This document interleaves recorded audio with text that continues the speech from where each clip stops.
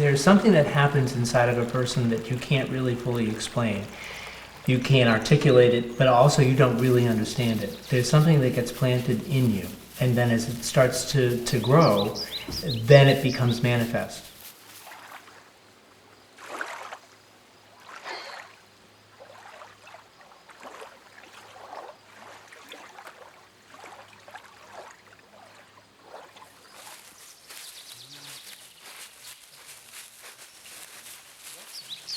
I wrote to Sabbathday Lake because I knew there were still Shakers here, and I wanted to just get some basic facts.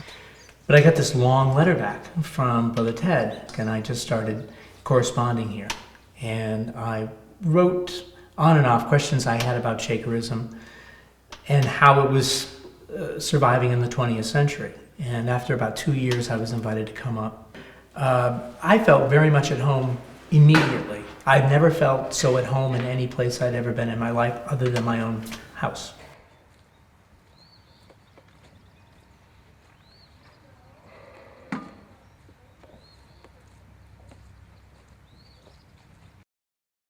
I was probably never more free at that time than in any other part of my existence here, as things have developed and so much responsibility has fallen on me. And so, you know, it was glorious to spend so much time in the library, reading and researching, and also I was a city kid, but the very first chore I was given was to take care of the sheep, and that's all we had at that time was sheep, and do all the carrying of the wood.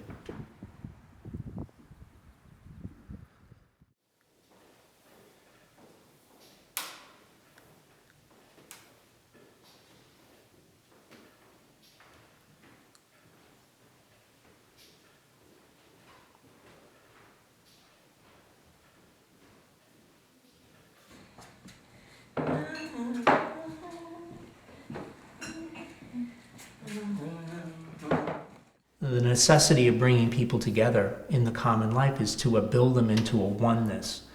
And it's a family because we look upon we call each other brother and sisters because of that communal, familial relationship in Christ. And living in the world like that, it's diminished. It's not what it can be, and it takes a truly extraordinary person to overcome that. Where is home for you? The Grim Reaper's going out the door, and his wife says, "Bye, honey, go out there and knock him dead today." A Harrison woman was taken to a Lutheran hospital Friday night with injury sustained when her pickup truck left Route 93 and rolled onto its roof. We've had more accidents around here. Yeah. Oh my.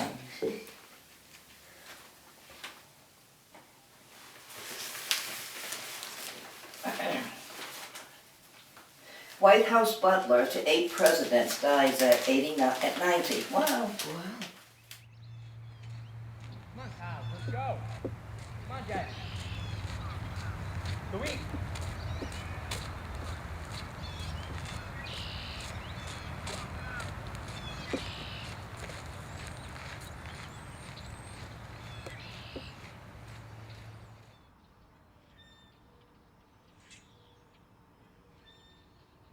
We had meeting in this room, and I can still remember that as vividly now as I did then, all those years ago, and because it really struck me. It struck me how different it was from all the worship services I had attended my whole life, because it was sort of the working of the Spirit. It was how everyone had to participate and seemed to be very willing to participate in the working of the meeting, and through testimony, through songs, and that was it was a unique experience for me.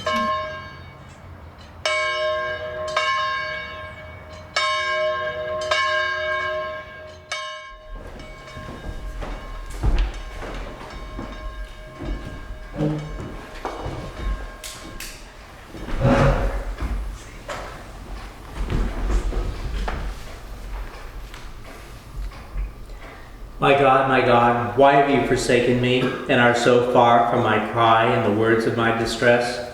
Oh my God, I cry in the daytime, but you do not answer. By night as well, but I can find no rest. Yet you are the Holy One, enthroned upon the praises of Israel. Our forefathers put their trust in you, and you delivered them. They cried out to you, and were delivered. They trusted in you, and were not put to shame. But as for me, I am a worm and no man, scorned by all and despised by the people. All who see me laugh me to scorn. They curl their lips and wag their heads, saying, He trusted in the Lord. Let him deliver him. Let him rescue him if he delights in him.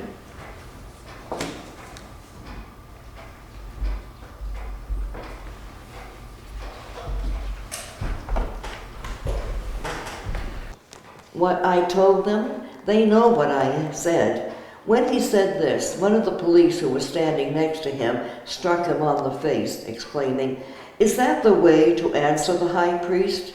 Jesus replied, If I spoke amiss, state it in evidence. If I spoke well, why strike me? So Annas sent him bound to Caiaphas, the high priest.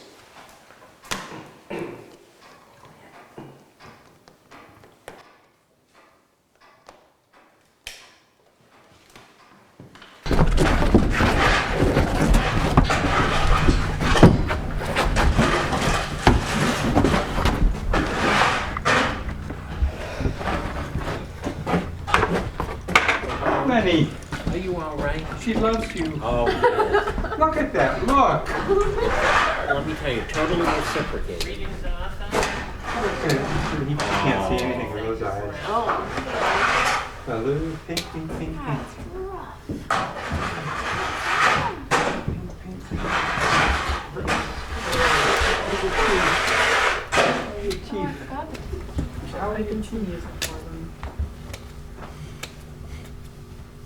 Oh, it's soothe the sheep. I was trying to think of- Lenny, are you still there? Yeah. Oh, good. What would soothe the sheep, Lenny? Oh, Lenny, tell him how do you sell a chicken to a deaf person? How do you sell a chicken to a deaf person? Yeah. Wanna buy a chicken?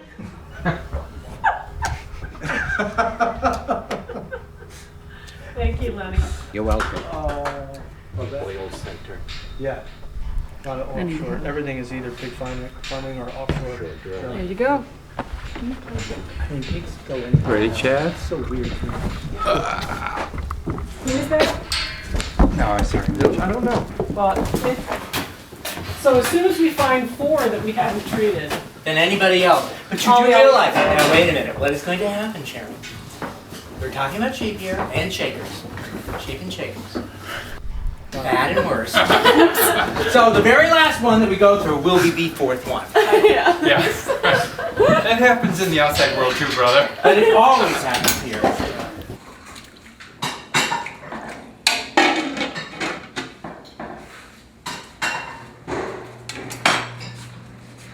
Is this open for a purpose? we opened it because. Oh, yes, the gas. The gas. Hey, busy.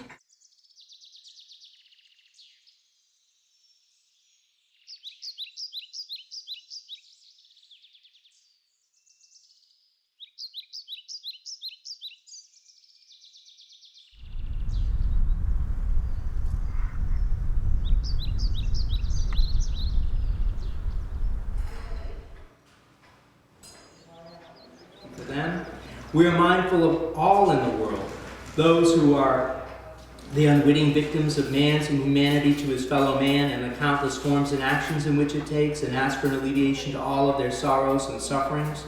We too would be mindful of all those who are suffering through natural disasters, and we especially think of the people in Haiti and Chile at this time.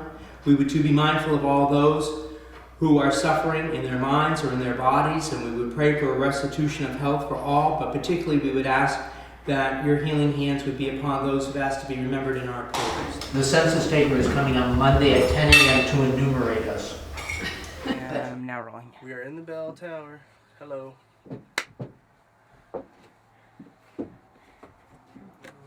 Did you ever just come up here to just hang out? He was wondering, we had a theological discussion on the way to Walmart last Yeah, it was a little more theological That's than good.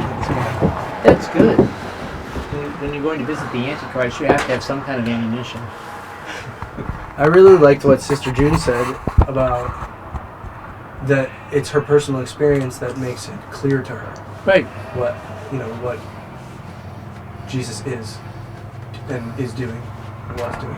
Right. Yeah. That's very mainline Shaker thought Yeah. right there. And is there any experience that you can talk about that they're just experiences that lead you places, something growing inside you leads you to a place? There was already something there that made me want to come to this place to begin with. And where did that come from? I don't know. That was planted a long time ago in something. I grew up a Methodist and was very involved in that church. But our church was very ecumenically minded and a very strong relationship with one of the synagogues close by. And when I had to do a Sunday school class once, my cousin and I, and we had to go and we had to visit other churches so people knew why were they a Methodist? Why weren't they Episcopalian? Why weren't they Baptist? And that kind of thing. So What would you say the top three personal, your top three personal values? you mean the Shakers as a church? Both the Shakers as a church and you as a person. Well, I mean, 'Cause it's identified really as being the 3 C's. Okay. Community of goods, which we do in the emulation of Jesus and his first apostles, where everyone owned everything, but no one owns anything, which is how we practice our lives. We don't own anything. Right. Celibacy, the Right. gateway to the church, again, in imitation of the Christ, because our whole life is supposed to be after the pattern of Jesus. So, not that we have a problem with anybody marrying, because we don't. If that's good for them, that's good for them, but we're seeking something higher. And what it has to ultimately be is really, you have to be married to Christ. It doesn't work any other way. It really can't. You get wooed like a lover, and then you get left. About 6 months, almost to the day, 6 months down the path, suddenly your first big cross or trial is going to hit you. I don't know what it's going to be. I don't know how it's going to come, but I can tell you every time it's going to come. It just bottoms out. And then that's where you start having to make some real serious choices and decisions. And that's when a lot of people seem to lose their faith and leave. Can you talk about your bottoming out experience? I can't really remember. I know it happened. I can't really remember what it was, though. So many bottom-out experiences over the years, Yeah. Really. But I can't really remember what it was. I know it was very real, and I know that I questioned myself being here, and talked to Brother Ted about it. And this didn't happen at this particular time, but I pass this on to you as I do to a lot of people, because I think it's one of the most profound things I've ever heard in my life. I was having a real problem with someone who was living here. A real problem. I just could not stand them. And it was really clouding me and clouding a lot of what I did. Which was wrong on my part, period, because that was a lot of judgment, but I was young and stupid. Now I'm just old and stupid. And so we had a long conversation. He says, you missed it. You missed the point. He said, you are not called to like anyone. You're only called to love everyone. And, I think we get lost in what like and love is all about, and it's so different. And that actually helped me a great deal. And that's a situation and many, many more in my life. It made me into a curmudgeon, though. That's a problem. Because I don't care. I really don't care what people think. I really don't. That ultimately is what that advice led to. Well, That was the thing you wanted, right? He was looking for a nugget of universal wisdom for the last 3 days. Oh, So that really is. Oh my God. Yeah. That really is universal wisdom. Yeah. Universal wisdom is to make yourself as little and low as possible in any situation. Have you ever thought of having a group of people who, even though they won't take on the cross, they'd still do work once in a while and get a little bit of some kind of spirituality? We kind of shy away from all that stuff. Yeah. Just go with the flow. A lot of members of the Friends of the Shakers act in that kind of capacity. They certainly are. They hold a lot of our beliefs very, very close to their hearts.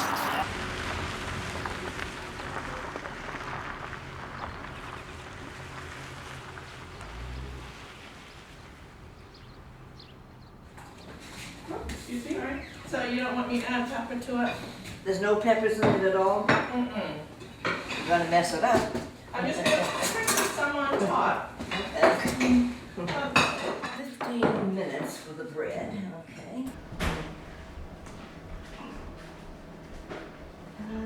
You getting hungry, gentlemen? Yes. Good. Nothing like a farm to make you hungry.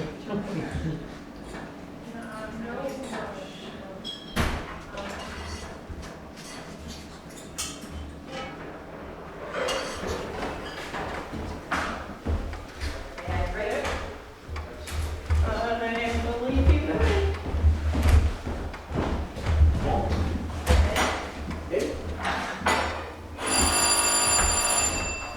Just one.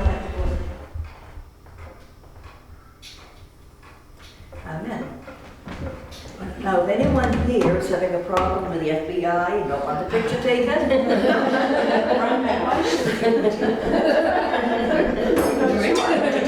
Yes. Okay. No waiting. A lot of people outside.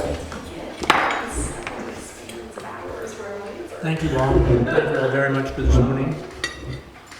I will thank you in advance for this afternoon.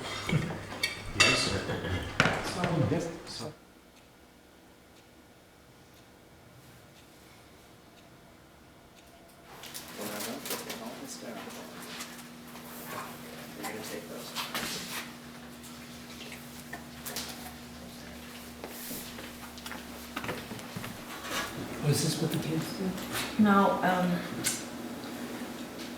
I trying to say?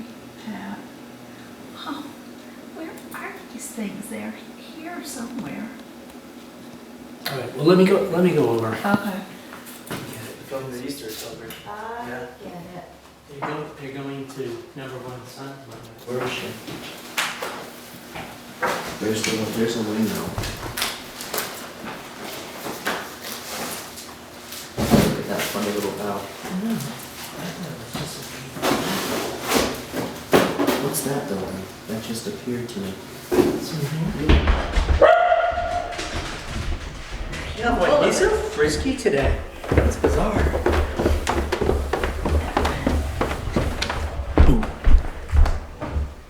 I don't usually come down the brothers stairs, but I have to do it where there's a banister. I had a terrible fall in September and broke my shoulder in 4 places. Wow. It's still getting better. That must have hurt. It was terrible. Broke it 4 places.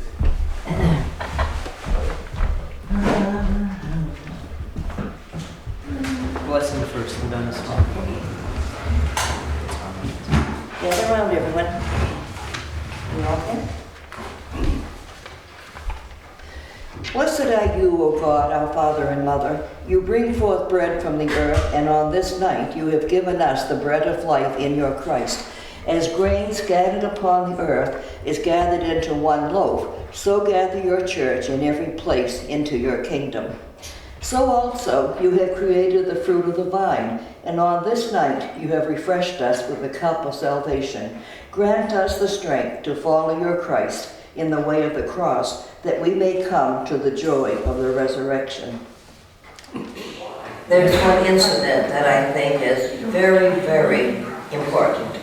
I was still living at the children's house, and we had all come in to meeting on this particular Sunday. Children sat in little rows in the back. And almost towards the close of the meeting, Sister Eliza, a very dear little sister, unassuming, spectacles, hair, and a bun on top of her head. Nothing extraordinary about her, just a very special little shaky sister.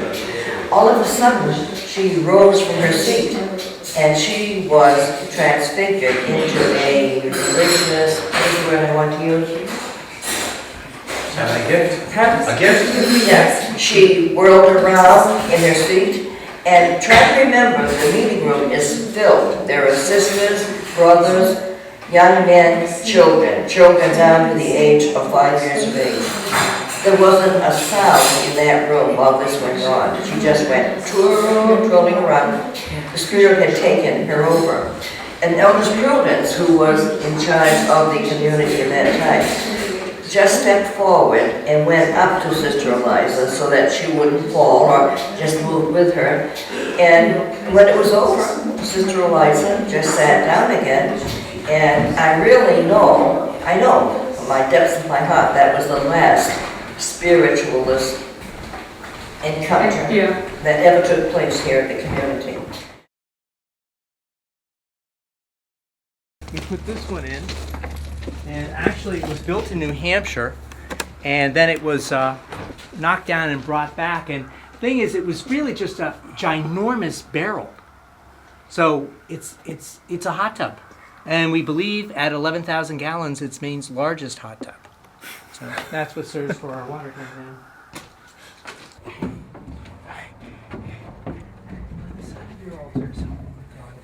Well, the flies are all waking up.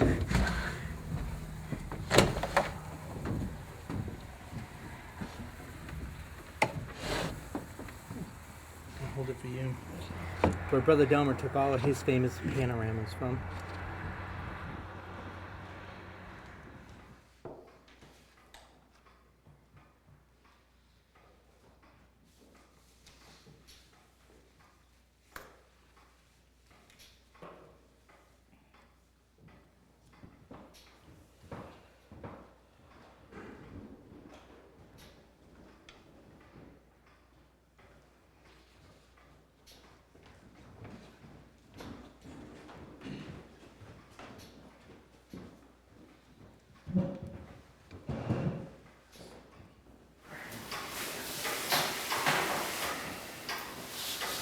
The Lord looks down from heaven and surveys all the children of men.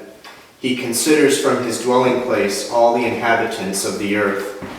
He who fashioned the hearts of them all and comprehends all that they do. A king is not saved by a mighty army, nor is a warrior delivered by much strength. A horse is a vain hope to save a man, nor can he rescue any by his great power. But the eye of the Lord is on those that fear him, on those that trust in his unfailing love, to deliver them from death and to feed them in the time of want. We have waited eagerly for the Lord, for he is our help and our shield. Surely our hearts shall rejoice in him, for we have trusted in his holy name. Let your merciful kindness be upon us, O Lord, even as our hope is in you.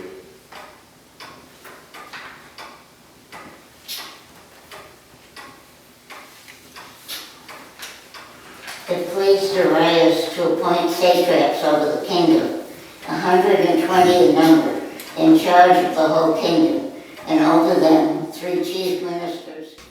Shakerism is supposed to stand apart, and it is supposed to be a communal life that is set apart for the purpose of God. And really, I always admire, there's a order, the Order of the New Jerusalem, and it's of hermits living in the world. You have to be a soldier for Christ, like beyond anything I could be, because it's so difficult to do it. The reason of coming into communal life, Mother and the first parents, they lived communally, but they were traveling around. The church was wherever they were, and so it was worldly. I don't see how the world has taken any of our values and our beliefs and done anything with them. I think we've always fought against the tide that way, and I think we probably always will. To the life of Christ, which is what we are called to live, is not an easy life. And if you think about those who were the followers of Christ, they were always very few, because the Gospels lay out a very severe, straight, narrow path to salvation. And as Jesus said, straight and narrow is the way that leads to life, and broad and wide is the one that leads to perdition. And it's a constant laboring to stay on the straight and narrow path. And it's not to say we don't fall off, we don't sin, we don't always hit the mark, but it's the idea you climb back on and you keep going. But we have a lot of people who come to meeting who look on this as part of their church. and their church experience. And we have a core of people who are very, very faithful in coming to meeting, and I know we enhance their lives spiritually. But that's a good thing. And but I mean, I don't think our worship in the 19th century influenced anybody in a good way. You know, they came to mock it, and you know, it was amusing and sort of one of these little sidelines, and it was part of almost of a freak show for them to come to worship. So when meeting was withdrawn from the world in this community from 1888 until the 1960s, there was really no testimony being shown to the world at all. And when they decided to reopen it, it was done in a different manner so that we don't have people separated from us.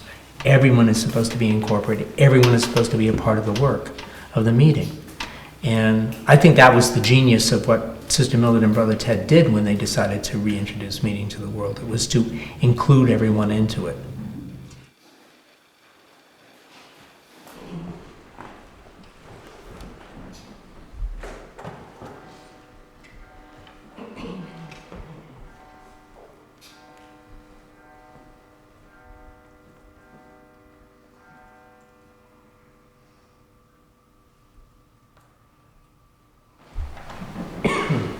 Springtime is one of the times when I'm really glad that I live in a rural area, because after the horrible winter that we've just gone through, we see so many signs of new life coming forth.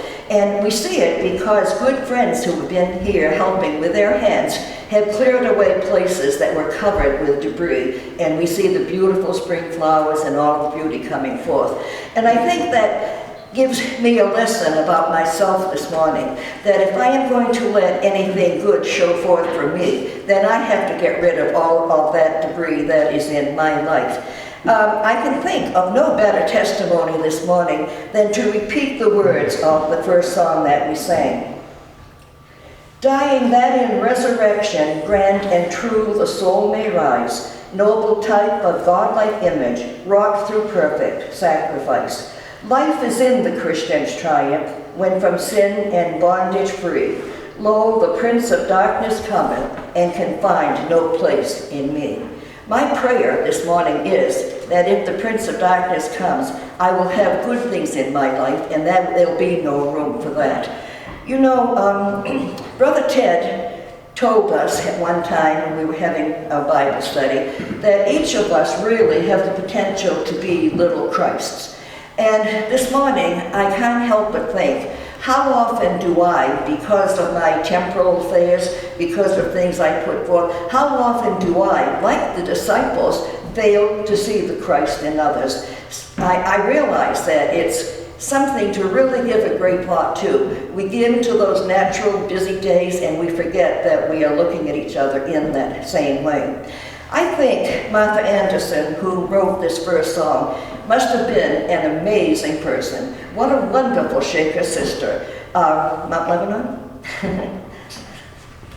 and I think that that whole song is just a way that we should be able to live our lives on a daily basis. We have been through all of the events that lead up to this day. We have been through Good Friday, and we have heard denials of Peter. And again, I wonder how many times have I denied the Christ in my life.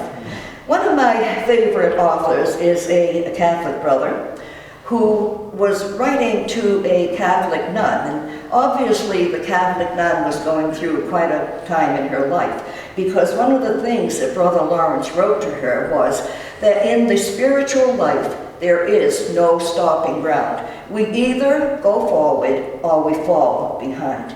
Please, Father, Mother God, let me continue to go forward. When I fall behind, I pray for your grace and mercy to lift me up once again.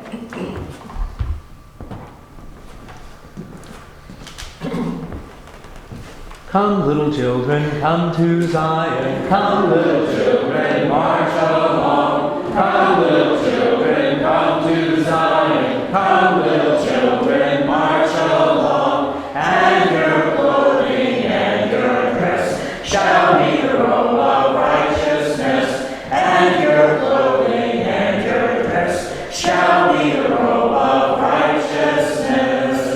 May I say one thing that has nothing to do with the reading. But for all of you who are here, please don't be afraid of the cameras. These are just two very fine young college people doing something, and they chose to do the shakers. So don't let it make you feel stymied or embarrassed.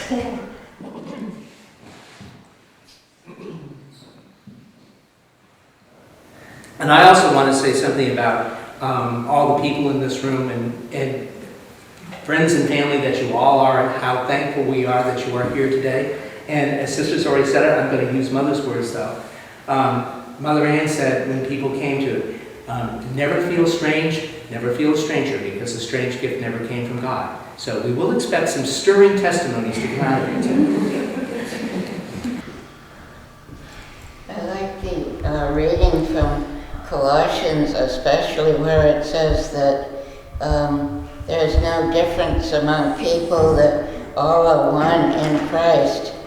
And I want to keep in mind those things that Paul says that we should do in order to draw closer to the Christ and be one with another, and to live in Christ and have Him live in us. And I want to keep that in mind so that I can draw ever closer to the Christ, because I know from just my own experience that He is alive and that the resurrection is true and that Easter is the real thing.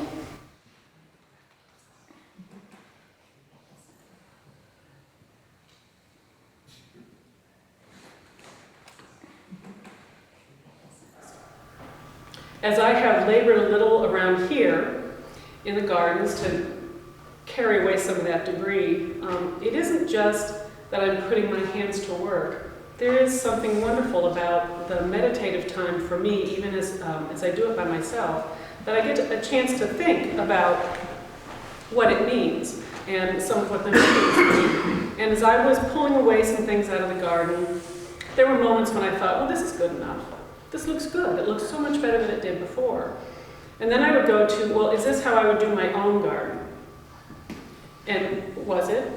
And I went beyond that, though, and it made me think about, is this my cross this week? Is this my cross this minute? And what am I doing about that cross? And am I bearing it properly? And am I denying the Christ by, maybe I think too much, but am I denying the Christ by not pulling out all that I see that there is?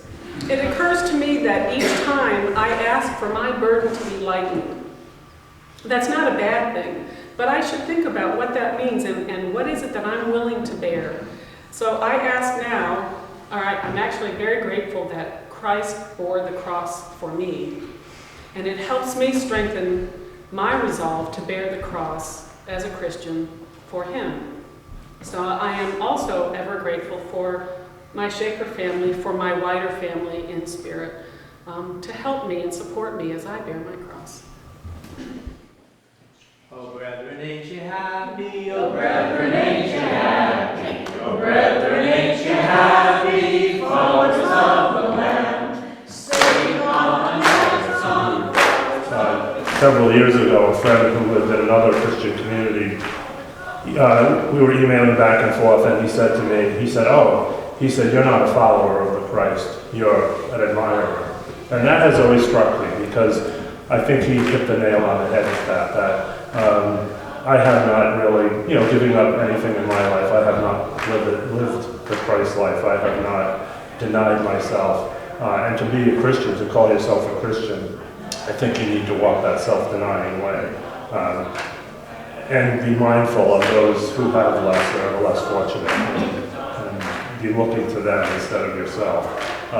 It makes me realize that I have a much longer way to go on my spiritual path, on the growth that I have. And I hope that someday I will be able to call myself a Christian.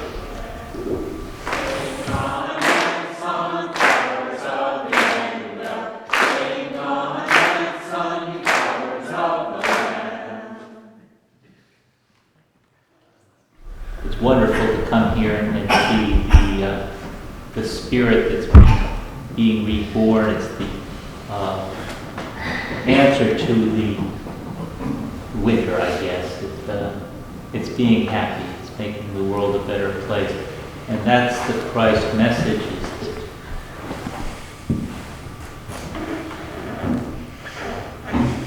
being positive, being happy with what you have, instead of grasping for everything else.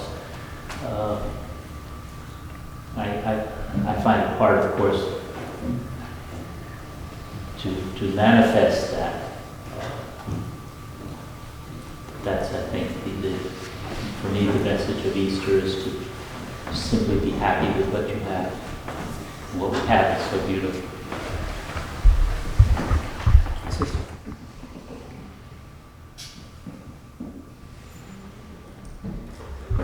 Last week I spoke of persevering and how making it through the winter, all that spring stuff.